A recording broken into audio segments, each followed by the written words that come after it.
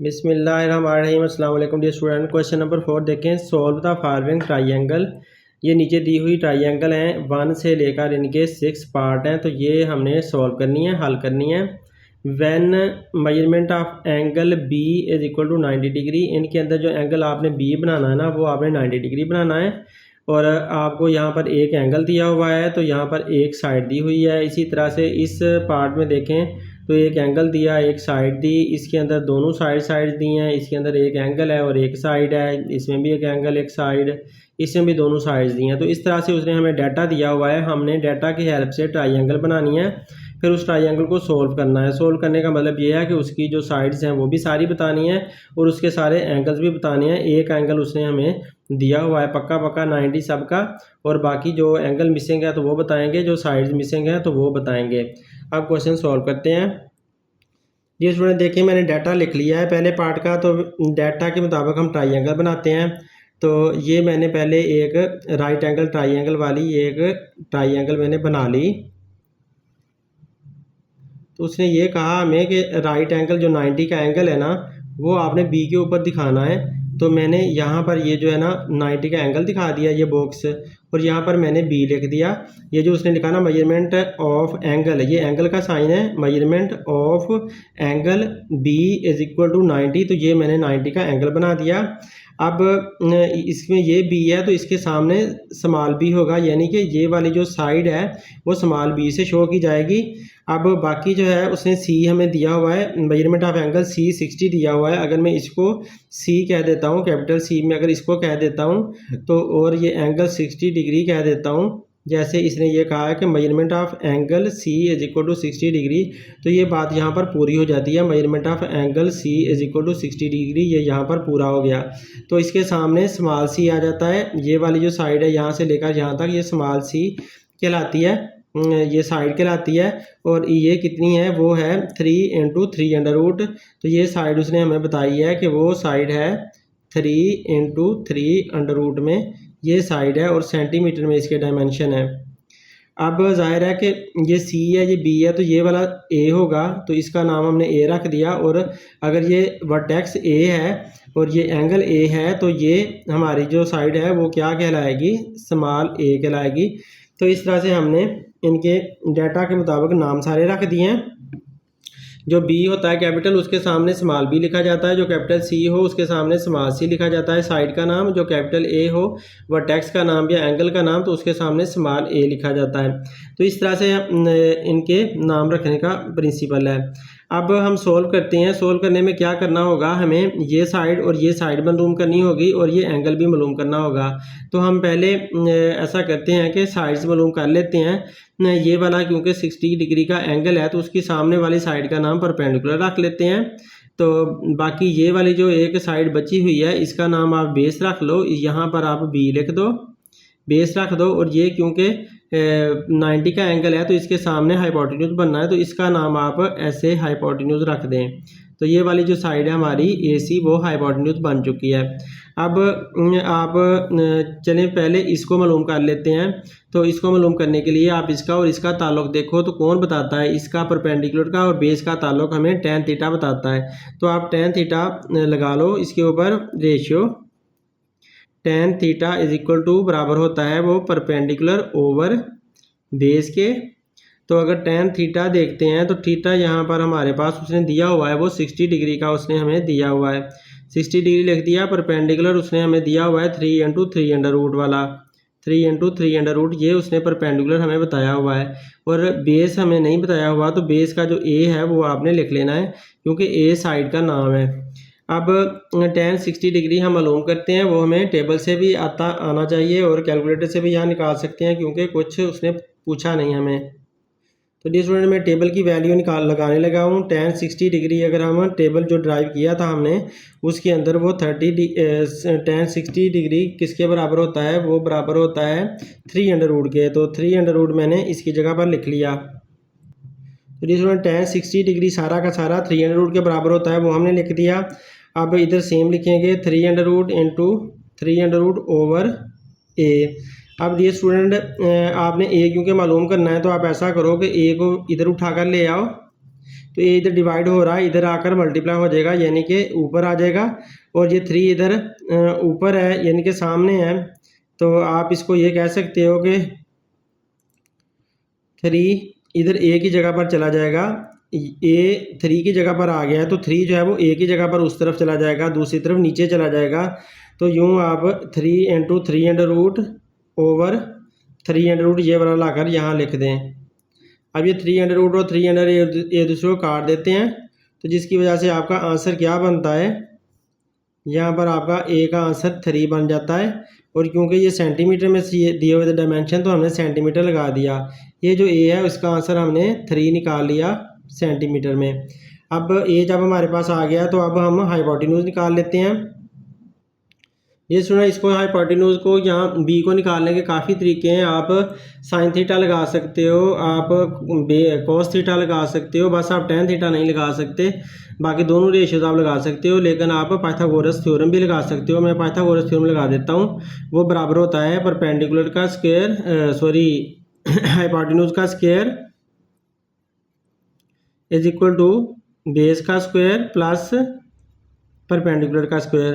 तो हाइपोटेन्यूज हमारा यहाँ पर बी है, तो इसका मतलब है बी का स्क्वायर, और बेस वाला बी 3 के बराबर है, तो इसका मतलब है 3 का स्क्वायर, और परपेंडिकुलर वाला P 3 under root into 3 × 3 under root के बराबर है, तो इस सारे का स्क्वायर बन गया। अब बी का स्क्वायर तो ऐसा लिख दिया, 3 अंडर रूट 9 बन जाएगा, 3 स्क्वायर 9 बन जाएगा, 3 × 3 9, और ये जो स्क्वायर है वो 3 को भी मिल जाएगा और अंडर रूट वाले 3 को भी मिल जाएगा। दोनों को दे दिया अलग अलग से ये स्क्वायर। इसका स्क्वायर तो कट गया, लेकिन 9 प्लस इस 3 का स्क्वायर 3 × 3 9 बन गया, और ये हमारे पास ऐसे ही 3 आ गया। तो 3 का स्क्वायर आपने ऐसे सोल्व करना होता है, 3 × 3 इज इक्वल टू 9। अब 9 हमारे पास ऐसे ही आ गया, 9 3 × 27। इधर से हमारे पास बी स्क्वायर चल रहा है, तो बी स्क्वायर 27 में 9 प्लस करें तो ये कितना आ जाएगा 36।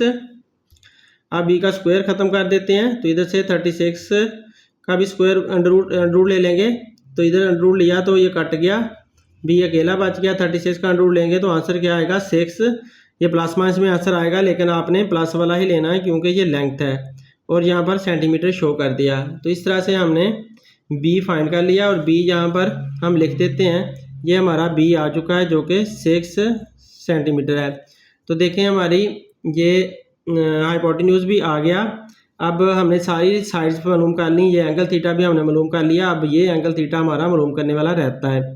तो इस एंगल को मालूम करने के लिए हम क्या करते हैं, हम जो एंगल्स मालूम करने का तरीका है ना, कि सारे एंगल प्लस करके 180 के बराबर होते हैं, वो हम तरीका यहाँ पर लगा देते हैं। तो यहाँ पर हम लिख देते हैं कि measurement of angle A plus measurement of angle B plus measurement of angle C is equal to 180 degree. ये हमने एंगल्स का प्रिंसिपल लगा दिया। एक ट्राइंगल के अंदर जितने एंगल्स होते हैं सारे प्लस करके 180 के बराबर आते हैं। तो इस तरह से मैंने सारे एंगल को प्लस करके 180 के बराबर कर दिया। अब हमारे पास एंगल सी दिया हुआ है 60 डिग्री, एंगल बी दिया हुआ है 90 डिग्री। तो सी की जगह पर लिख देते हैं हम 60 डिग्री, इस एंगल की जगह पर हमने लिख दिया 60 डिग्री। इधर प्लस का साइन ऐसे लगा दिया, बी की जगह पर लिख दिया हमने 90 डिग्री। अब ये वाला प्लस का साइन ऐसे लगा दिया, measurement of angle A find करना है तो इसको हमने ऐसे ही लिख दिया। इस सारे को इक्वल टू 180 डिग्री कर दिया। अब मेजरमेंट ऑफ एंगल ए हमने फाइंड करना है, तो इन दोनों को प्लस कर लो, 90 और 60 150 हो जाएंगे। यहाँ पर 180 ऐसे ही रहेगा। अब क्योंकि हमने measurement of angle A find करनी है, तो इसको 180 डिग्री, ये प्लस का 150 इधर आकर माइनस का 150 बन जाएगा।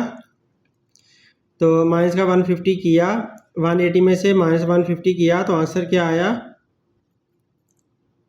30 डिग्री। तो मेजरमेंट ऑफ एंगल ए हमारे पास आ चुका है 30 डिग्री। तो स्टूडेंट पार्ट 1 सॉल्व हो गया। अब सेकंड पार्ट करते हैं। ये स्टूडेंट ये सेकंड पार्ट देखें, इसमें measurement of angle C 45 degree कहा है उसने, ए 8 सेंटीमीटर और मेजरमेंट ऑफ एंगल बी उसने क्वेश्चन के अंदर हमें बता दिया था, वो सबके लिए था, वो 90 डिग्री उसने हमें बताया हुआ था। हम इस डाटा को सामने रख के ट्राइंगल एक बना लेते हैं और आराम से फिर उसको हल कर देते हैं, उसकी हर एक चीज़ बाकी सारी मालूम कर देते हैं। तो ये मैंने एक ट्राइंगल को ड्रा कर लिया। तो बी के ऊपर 90 का एंगल बनाना था जो उसने हमें दिया हुआ था, तो ये बी के ऊपर 90 का एंगल बना दिया। ये जो लिखा है ना measurement of angle B is equal to 90 degree, ये सारा कुछ यहाँ हो गया है। अब उसने कहा measurement of angle C is 45 degree, तो मैं इसको एंगल सी कह देता हूँ, इसको 45 डिग्री कह देता हूँ। तो ये सारा कुछ जो है वो यहाँ पर ये हो चुका है। अब ए इज इक्वल टू 8 सेंटीमीटर, तो बी और सी बनाई है, इसको 8 कह देते हैं। ये वर्टेक्स ए है तो इसके सामने ये ए स्मॉल ए लिख देंगे और वो उसने हमें दिया 8 सेंटीमीटर। ये 8 सेंटीमीटर हमने यहाँ पर लिख दिया। ज़ाहिर है ये कैपिटल सी है तो इसके सामने ये स्मॉलर सी आ जाएगा, ये कैपिटल बी है तो इसके सामने ये स्मॉलर बी आ जाएगा, लोअर केस में आप बी लिख दोगे। तो यूँ हमारे ये ट्राइंगल के बारे में जो भी प्रिंसिपल थे वो लगाकर हमने जो डाटा था उसको सारा फीड कर दिया है। अब हमने क्या कुछ फाइंड करना है, ये दो साइड्स फाइंड करनी है।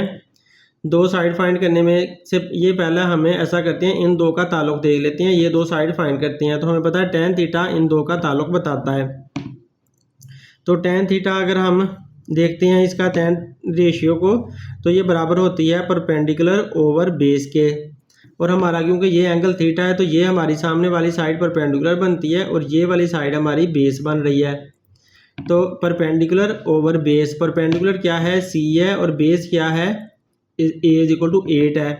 तो हम फार्मूले के अंदर वैल्यू पुट करते हैं, tan 45 degree is equal to perpendicular क्या है सी और बेस हमारा क्या है ए है, वो ए बराबर है 8 के, तो हमने 8 लिख दिया। ये हमने वैल्यू पुट कर ली। पर tan 45 डिग्री अगर मालूम करो आप अपने कैलकुलेटर से यहाँ पर रेशियो से, तो ये 1 के बराबर आता है। तो ये tan 45 की जगह पर आप 1 लिख दें तो c ओवर 8 ऐसे ही रहेगा। अब c इधर अकेला छोड़ना है, इसकी वैल्यू फाइंड करनी है, तो 8 इधर डिवाइड हो रहा है 1 के साथ मल्टीप्लाई होगा, तो c इज इक्वल टू 8 हमारे पास आंसर आ जाएगा और ये सेंटीमीटर में आंसर आएगा। तो लिहाजा c इज इक्वल टू 8 हमारे पास आ गया। तो ये जो परपेंडिकुलर है, ये जो साइड है यहाँ से लेकर यहाँ तक c वाली परपेंडिकुलर हमारा 8 सेंटीमीटर आ चुका है। तो यहाँ पर हम लिख देते हैं 8 सेंटीमीटर, तो इसकी हमारी लेंथ आ गई है। तो डियर स्टूडेंट अब हम ये मालूम कर लेते हैं, ये 90 का एंगल है तो इसके सामने ये हाइपोटेन्यूज हुआ, तो हाइपोटेन्यूज फाइंड कर लेते हैं। AC जो कि B है वो फाइंड कर लेते हैं। तो ये दोनों साइड तो आई हुई हैं, तो हम आराम से पाइथागोरस थ्योरम लगाकर इसको मालूम कर लेते हैं। तो पाइथागोरस थ्योरम क्या है, वो है हाइपोटेन्यूज का स्क्वायर बराबर होता है बेस का स्क्वायर प्लस परपेंडिकुलर के स्क्वायर के। जी स्टूडेंट हर एक सवाल को हल करने के बेशुमार तरीके हैं, आपको जो भी अच्छा कर लगे वो आप वो तरीका यूज़ कर लें। तो हाइपोटेन्यूज की जगह पर मैंने B लिख लिया, B का स्क्वायर लगा दिया, बेस की जगह पर 8 है तो 8 का स्क्वायर लिख दिया और परपेंडिकुलर की जगह पर भी 8 है तो 8 का स्क्वायर लिख दिया। तो B का स्क्वायर तो ऐसे ही रहा, 8 का स्क्वायर 8 8 जार 64, तो 8 को 8 से मल्टीप्लाई करें तो 64 आ जाता है आपके पास, प्लस ये भी 64, इनको प्लस करो दोनों को, 4 और 4 8 6 और 6 12, तो 128 B का स्क्वायर हमारे पास आ गया। चलिए स्टूडेंट अब आप इसको स्क्वायर ख़त्म करने के लिए आप क्या करोगे, दोनों तरफ अंडर रूट ले लोगे, दोनों तरफ अंडर रूट लिया, ये कट गया, ये B आया, 128 का निकालो ऐसे प्राइम फैक्टर ताकि इसका भी अंडर रूट ले सकें। 2 के साथ करो, 2 6 जार 12, 2 4 जार 8। तो डियर स्टूडेंट पहला मैंने प्राइम नंबर ले लिया, पहला प्राइम नंबर 2 होता है, 2 पे डिवाइड करके देखा तो डिवाइड हो गया। 128 को जब 2 पे डिवाइड किया 64 आया, 64 को 2 पे डिवाइड करें 32 आएगा, 32 को भी 2 पे डिवाइड करो तो 16 आया, 16 को फिर से 2 पे डिवाइड करो, ये तो मशीन ही चल गई है, 8 आता है, फिर 8 को 2 पे डिवाइड करो तो आंसर क्या आता है 4, 4 को 2 पे डिवाइड करो तो आंसर क्या आता है 2, 2 को 2 पे डिवाइड करो तो आंसर क्या आता है 1। तो डियर स्टूडेंट ये हमने सारे प्राइम फैक्टर ढूंढ लिए जो 128 को बनाते थे। तो क्योंकि हमने स्क्वायर रूट लेना है तो इस वजह से आप इनको स्क्वायर में बदलोगे, 2 का ये दोनों टू मिलकर इन्होंने एक स्क्वायर दे दिया, ये दोनों टू ने मिलकर एक और स्क्वायर दे दिया, ये दोनों टू ने मिलकर एक और स्क्वायर दे दिया। ये टू बेचारा नहीं दे सका, ये अकेला रह गया। तो आप ऐसा करोगे कि टू का स्क्वायर, फिर टू का स्क्वायर, फिर टू का स्क्वायर और फिर टू अकेला।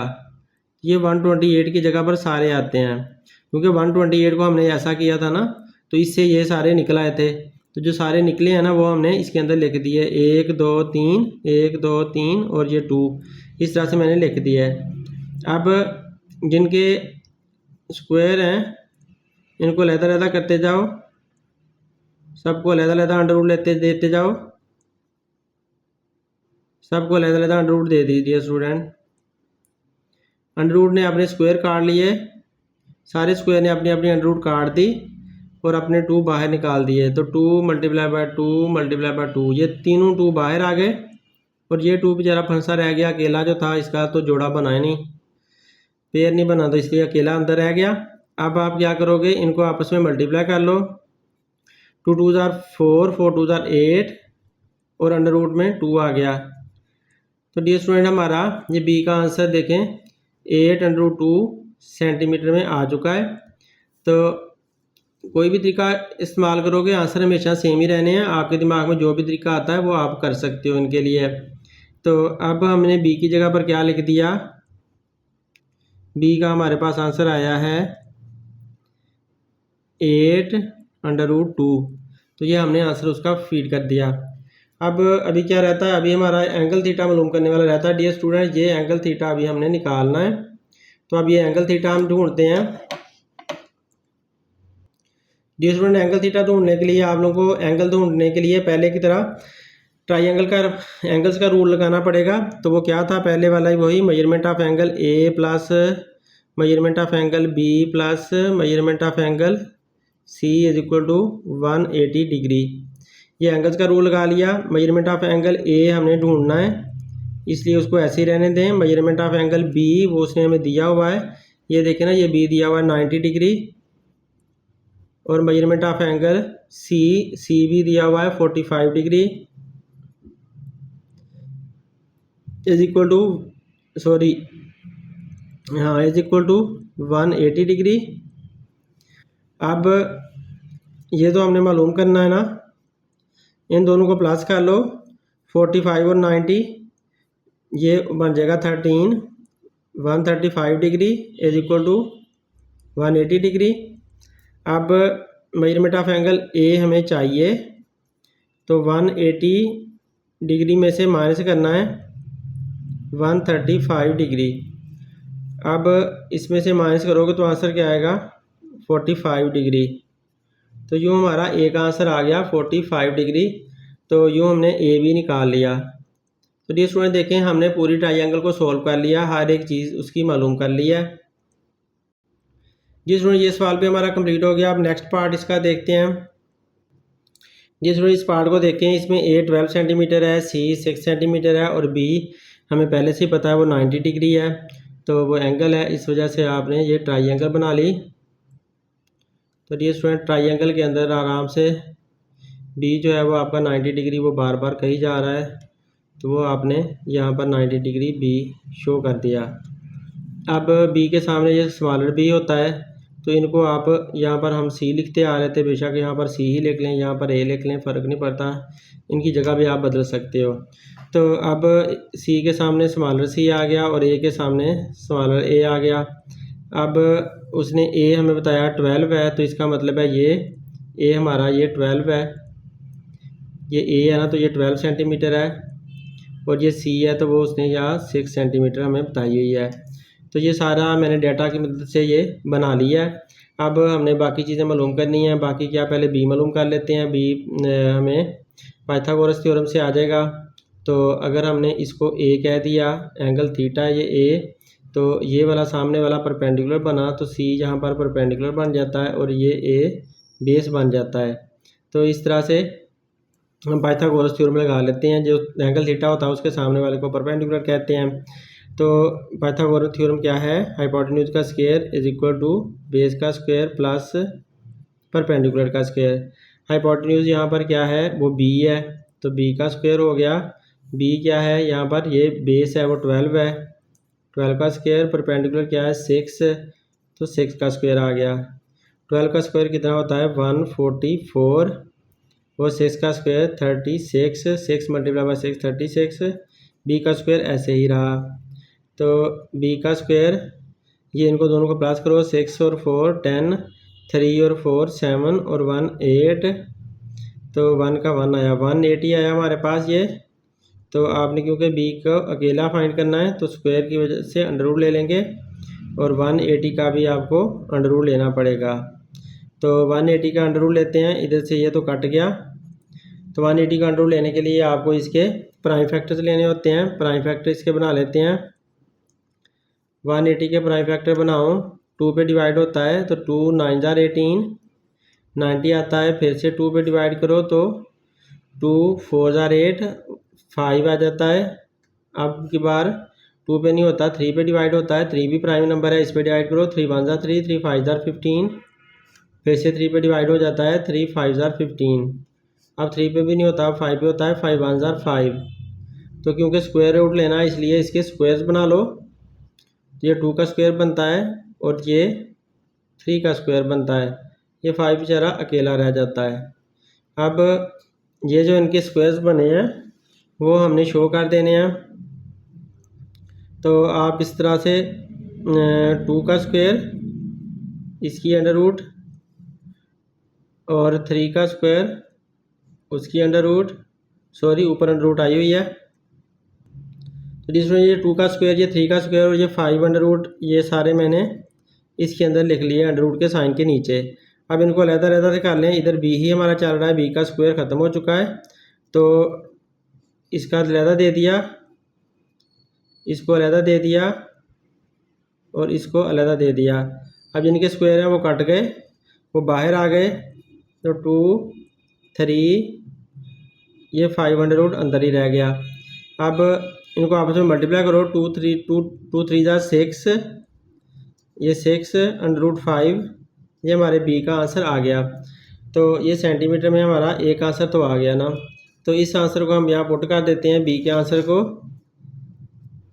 6 अंडर रूट 5, ये आंसर आ गया। अब हमारी साइड तो सारी आ चुकी हैं, अब एंगल्स चाहिए, तो पहले ये वाला एंगल निकालते हैं। तो इस एंगल के लिए ये परपेंडिकुलर है, ये बेस है, हम tan थीटा ही यूज़ कर लेते हैं। तो tan थीटा लिख लेते हैं यहाँ पर। tan थीटा बराबर होता है परपेंडिकुलर ओवर बेस के। तो थीटा की वैल्यू हमने मालूम करनी है, तो इस वजह से आप tan थीटा ऐसे ही लिखोगे। परपेंडिकुलर यहाँ पर क्या है 6 है और बेस क्या है 12 है। तो इनको काटो 6 को 12 के साथ, तो आंसर क्या आता है। चाहे काटो या ना काटो, ना भी काटो तो फिर भी यार कैलकुलेटर ने जवाब दे देना, नहीं काटते। तो थीटा आपने मालूम करना है, तो tan दूसरी तरफ चला गया, इन्वर्स 6/12। तो tan इन्वर्स 6/12 करना है, जब tan को दूसरी तरफ लेकर जाओगे तो वो इन्वर्स हो जाता है। अब कैलकुलेटर के अंदर वैल्यू फीड करो, आंसर आ जाएगा। डिस्प्ले देखें, मैंने कैलकुलेटर ले लिया, इसमें शिफ्ट दबाएं पहले, फिर tan लिखें, तो इस तरह देखो tan इन्वर्स आ जाता है। सेकंड फंक्शन शिफ्ट दबाने से आता है। अब आप ब्रैकेट लगाओ, ब्रैकेट के अंदर आपने क्या लिखना है 6/12।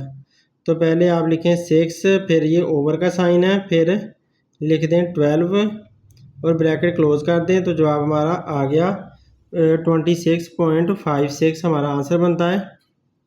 26.56 ये थीटा का हमारा आंसर आ गया।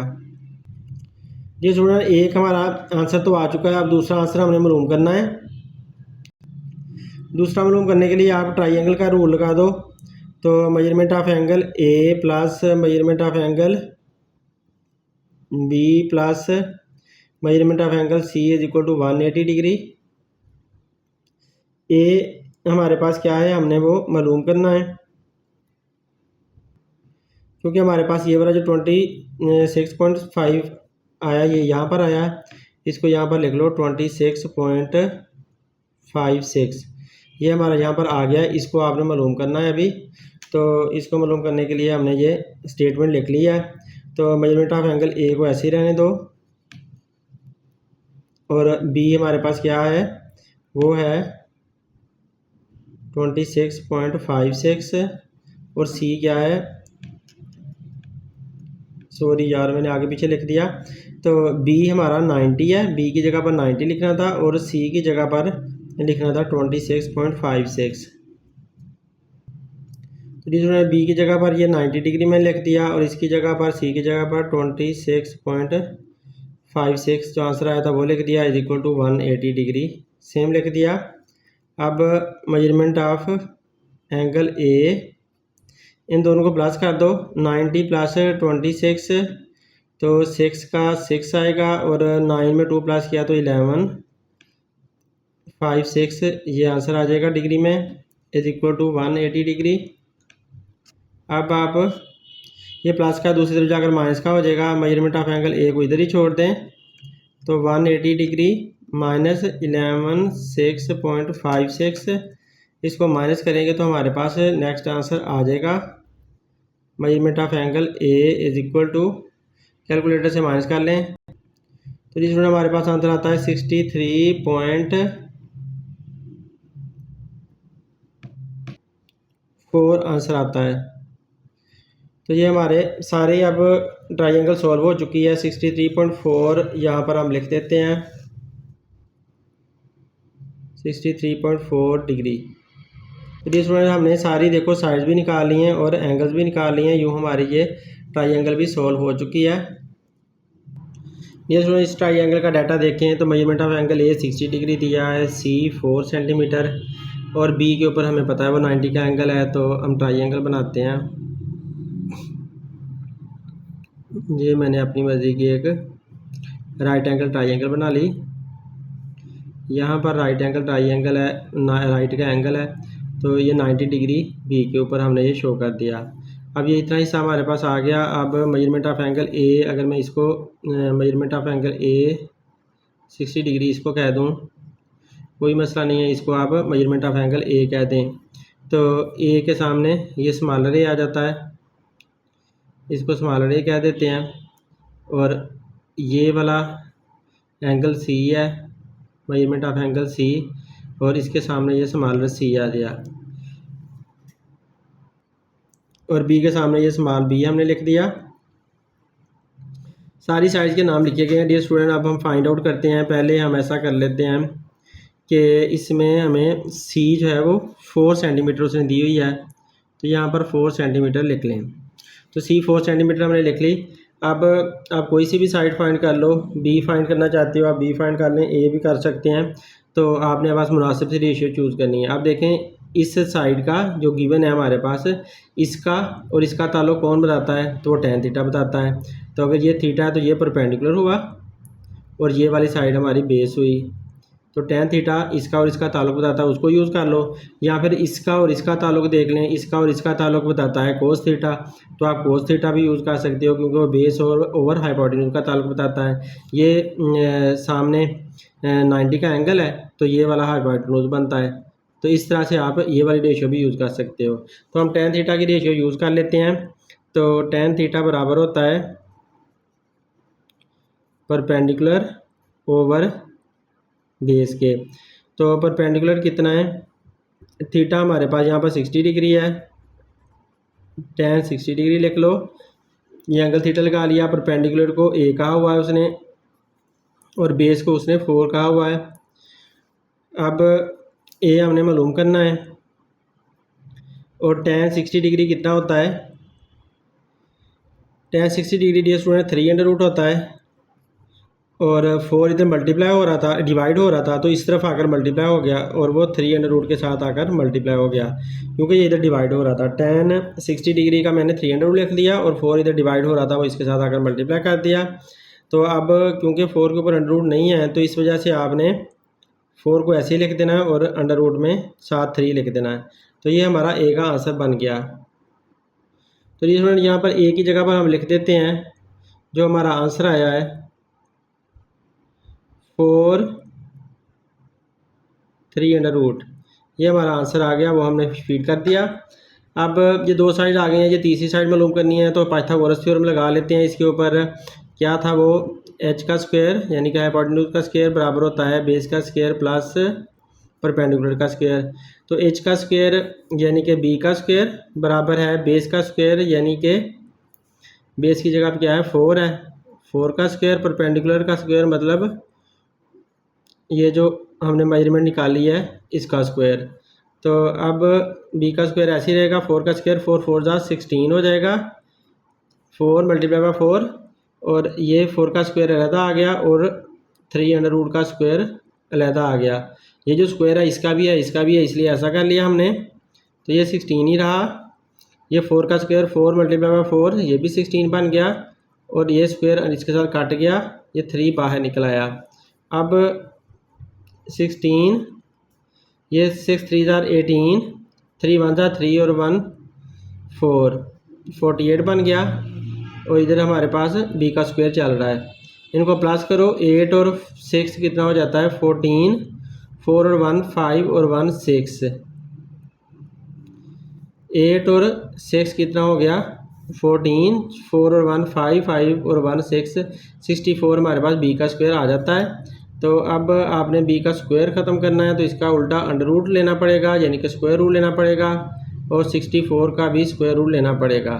तो बी का तो बाहर आ गया स्क्वायर बी बनकर और 64 का लिया तो ये प्लस माइनस 8 निकलेगा, लेकिन क्योंकि 8 8 जा 64 होता है ना इसलिए प्लस माइनस 8 निकलेगा, लेकिन आपने प्लस का 8 लेना है क्योंकि ये लेंथ है। तो लिहाजा 8 सेंटीमीटर हमारा बी आ चुका है। तो ये जो हमारा बी है हमारी ट्राइंगल का वो भी हमने निकाल लिया 8 सेंटीमीटर।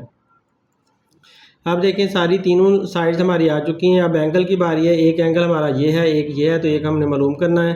तो जो मालूम करना है उसके लिए हम ट्राइंगल के एंगल्स का रूल लगा लेते हैं। एंगल का रूल क्या कहता है, वो कहता है measurement of angle A plus measurement of angle B plus measurement of angle C is equal to 180 degree. Measurement of angle A क्या है 60 है, इसको 60 डिग्री लिख दो। मेजरमेंट ऑफ एंगल बी क्या है वो 90 है, इसको 90 डिग्री लिखते हैं। मेजरमेंट ऑफ एंगल सी मालूम करनी है तो सी मालूम करनी है और 180 डिग्री ये ऐसे ही आ जाएगा। अब इन दोनों को प्लस किया तो ये कितना बनेगा 150 डिग्री और plus measurement of angle C is equal to 180 degree ऐसे लिख दिया। अब क्योंकि मेजरमेंट ऑफ एंगल सी हमने मालूम करना है तो 180 में से आप माइनस कर दोगे 150 को, दूसरी तरफ जाकर 150 माइनस हो जाएगा। तो आंसर हमारे पास क्या आएगा 30 डिग्री। तो ये हमारे पास 30 डिग्री का मेजरमेंट ऑफ एंगल सी आ गया। तो हमारा सी वाला एंगल भी आ चुका है जो कि है 30 डिग्री। तो यूँ हमारी ट्राइंगल देखो हल हो चुकी है, इसके तीनों एंगल पता चल गए हैं और तीनों साइड्स का भी पता चल गया है। तो यूँ हमने सोल्व कर लिया। अब नेक्स्ट पार्ट देखते हैं। जिस इस पार्ट का डाटा देखें 5th पार्ट का, तो इसके अंदर measurement of angle A 30 degree है, सी 4 सेंटीमीटर उसने बताया, बी हमें पहले से ही पता है 90 डिग्री। आपने इसकी मदद से ट्राइंगल बनानी है तो ट्राइंगल हम 90 के एंगल वाली बना लेते हैं, जिसके बी के ऊपर 90 का एंगल बार बार शो करना पड़ रहा है। तो बी के ऊपर 90 का एंगल शो कर लिया और यहाँ पर ए 30 डिग्री ये शो कर लिया, इसको ए का नाम रख लिया, ये स्मॉल ए बन गया और इसको ए बी सी का नाम इसको दे दिया और ये वाला एंगल भी अभी हमने मालूम करना है। तो अब अगर हम ये वाला एंगल कंसीडर करते हैं तो ये सामने वाला परपेंडिकुलर हुआ और ये हिस्सा बेस बन गया और ये बी है तो ये जो है 90 डिग्री का एंगल, तो इसके सामने ये हाइपोटेन्यूज बना और हाइपोटेन्यूज का नाम स्मॉल बी रख लिया क्योंकि ये बी है तो इसके सामने छोटा बी आ गया। तो अब ये हमारा सी है तो ये स्मॉलर सी आएगा। इस तरह से हमने ट्राइंगल के बारे में इंफॉर्मेशन सारी फीड कर दी हैं। अब हम फाइंड करते हैं। तो ये परपेंडिकुलर भी फाइंड करने वाला है, बेस भी फाइंड करने वाला है, हाइपोटेन्यूज भी फाइंड करने वाला है। नहीं यार ये सी देखें दिया हुआ है, तो सी दिया हुआ है, ये हमें यहाँ पर लिख दिया। अब देखो ये ए फाइंड करना है और बी फाइंड करना है और एंगल थीटा फाइंड करना है। तो पहले हम इन दोनों का ताल्लुक देख लेते हैं, टैन थीटा लगाकर इनको हल कर लेते हैं क्योंकि ये परपेंडिकुलर है, ये बेस है, तो टैन थीटा हमें इन दोनों के बारे में बता देगा। तो tan theta is equal to perpendicular over base, ये फार्मूला लिख दिया। टैन थीटा कितना है 30 डिग्री का है ये हमने एंगल थीटा यूज़ कर लिया 30 डिग्री का, परपेंडिकुलर का ए लिख दिया और बेस का 4 लिख दिया। तो अब tan 30 कितना होता है? ये स्टूडेंट tan 30 होता है 1/3 तो tan 30 की वैल्यू लिख दी है a/4, ये मैंने ऐसे ही लिख दिया। अब क्योंकि हमने a फाइंड करना है तो 4 इधर डिवाइड हो रहा है, इधर आकर मल्टीप्लाई हो जाएगा, तो इस वजह से आप 4 को मल्टीप्लाई कर दो, 4 मल्टीप्लाई बाय 1/3 ऐसे पहले शो कर दें। इधर a अकेला छूट गया, a इज़ इक्वल टू 4 1 के साथ मल्टीप्लाई होगा, 4 1 जार 4/3 ये हमारे पास आंसर आ गया इसका, और इसको सेंटीमीटर में आपने लिख देना है। तो जी उसने देखें ये हमने a फाइंड कर लिया है, a परपेंडिकुलर था और परपेंडिकुलर हमारा आया 4/3 ये a का आंसर आ गया।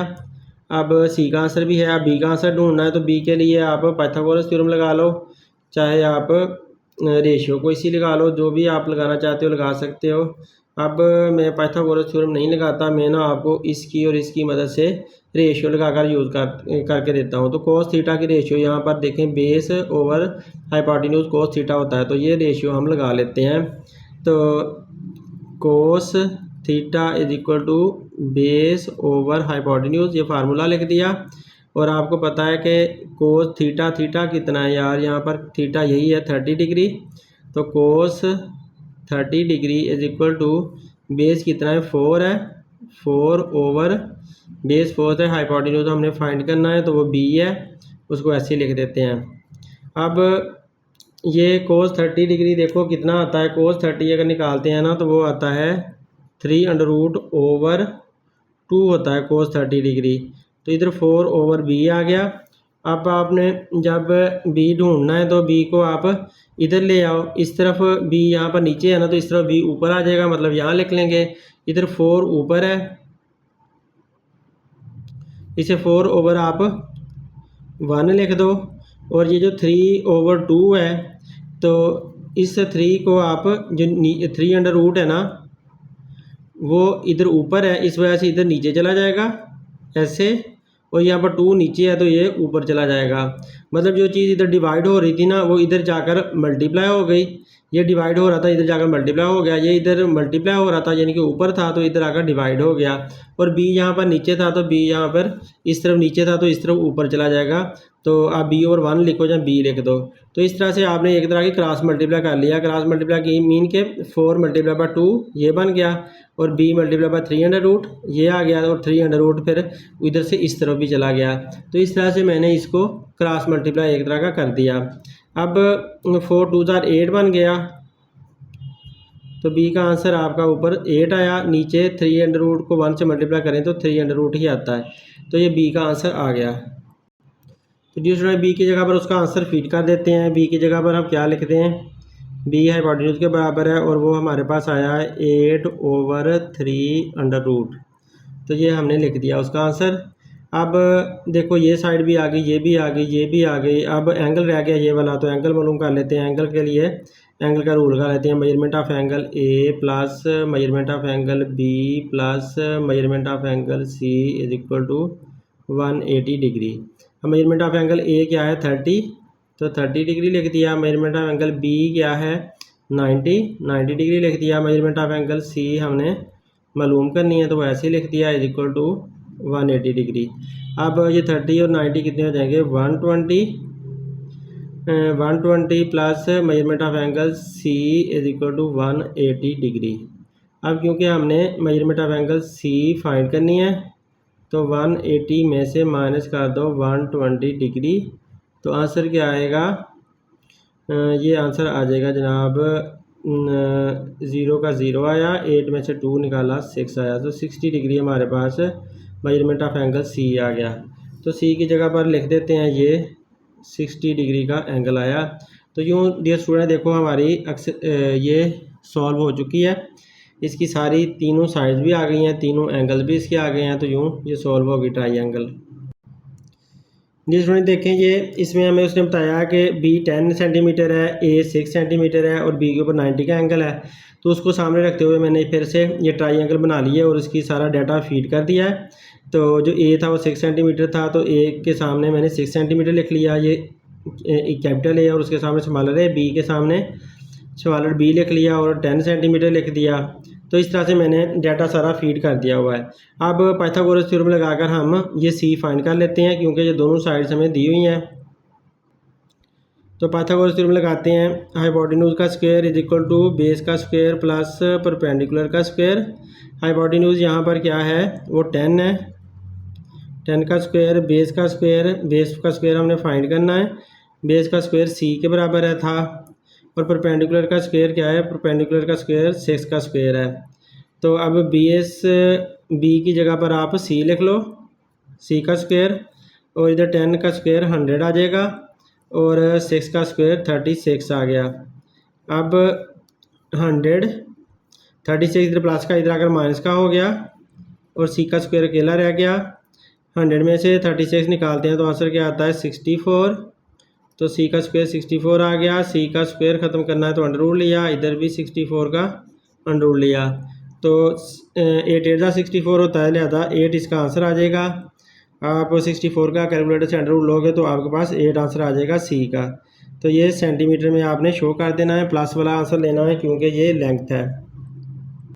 तो जी स्टूडेंट, ये हमारा 8 आ चुका है, इसका आंसर 8 सेंटीमीटर है, ये 6 है, ये 10 है, ये सारी साइज मालूम हो गई। अब एंगल्स हमने निकालने हैं, तो एंगल निकालने के लिए पहले फॉर एग्जांपल ये वाला एंगल निकालने की कोशिश करते हैं। तो tan थीटा आप लगा लें, tan थीटा बराबर होता है ना परपेंडिकुलर ओवर बेस के, तो tan थीटा आप ऐसे ही लिख दें, परपेंडिकुलर 6 है और बेस 8 है, तो 6/8 लिखते हैं।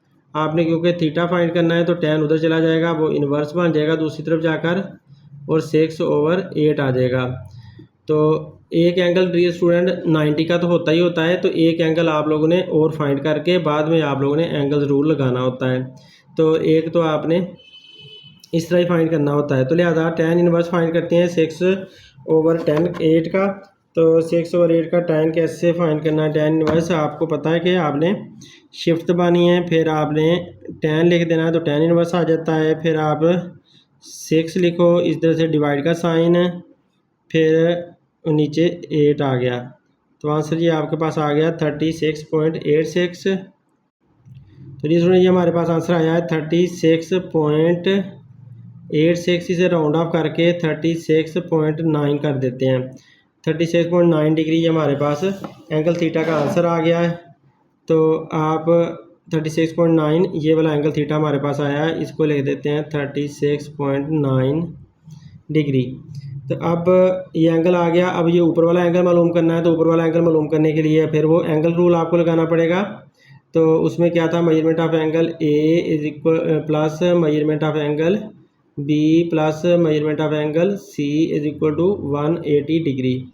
तो मेजरमेंट ऑफ एंगल ए तो हमने निकाल लिया, वो क्या निकाला है 36.9 डिग्री, और बी हमारे पास पहले ही है 90 डिग्री, और मेजरमेंट ऑफ एंगल सी हमने मालूम करना है 180 डिग्री, इधर ऐसे लिख दिया।